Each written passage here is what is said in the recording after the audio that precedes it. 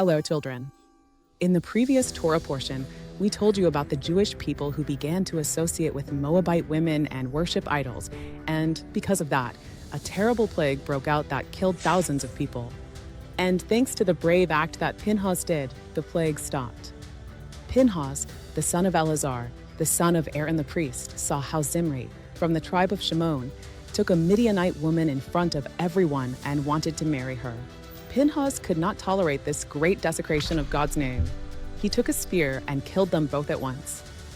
It's important to understand that Pinhas didn't just kill Zimri and Cozbi for no reason, but because the Torah commanded that anyone who commits a sin with a Midianite woman should be punished, and therefore, back then when there was a Beit Din, a court, that's exactly what needed to be done. God was very pleased with Pinhas's act of zealotry. Why?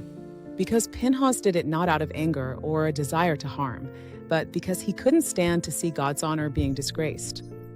This is called zeal for the sake of heaven. And what a wonderful reward Pinhas received from God.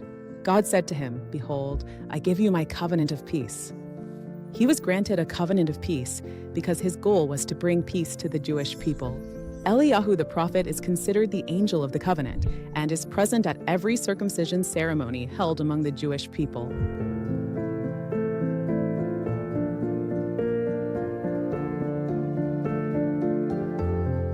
After the plague stopped, God said to Moshe and to Eleazar the priest, "Let's count the entire Jewish nation again, because soon they will enter the land of Israel, and we need to know how many people are in each tribe in order to divide the land fairly."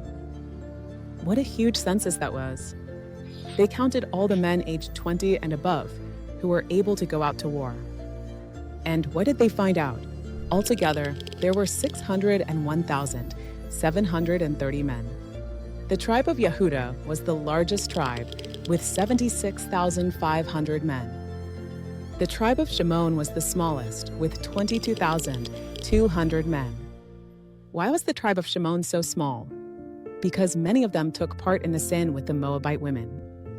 Something very interesting. The entire generation that left Egypt had already died in the desert, just as God had decreed after the sin of the spies. Now there were only two people from that generation that remained alive, Yehoshua and Caleb. They both didn't participate in the sin of the spies. Now I'll tell you about one of the most moving events in the portion. 5 wise and brave sisters from the tribe of Manasseh came to Moshe with a problem. Their names were Machlah, Noah, Hoglah, Milcah, and Tirzah. The 5 girls were the daughters of Zelophehad. Zelophehad died in the desert, and he had no sons, only daughters. According to the law at that time, only sons could inherit a portion in the land of Israel. So what would happen to the 5 daughters? They would be left without an inheritance, though the daughters didn't give up. They came to Moshe and said, "Why should our father's name disappear from the family just because he had no sons? Give us an inheritance in the land of Israel." Moshe didn't know how to answer. He hadn't received any instruction from God about such a case. So what did he do? He asked God directly, and God said that the daughters were absolutely right, and from then on, a new law was established in the Torah. If a father has sons, they inherit.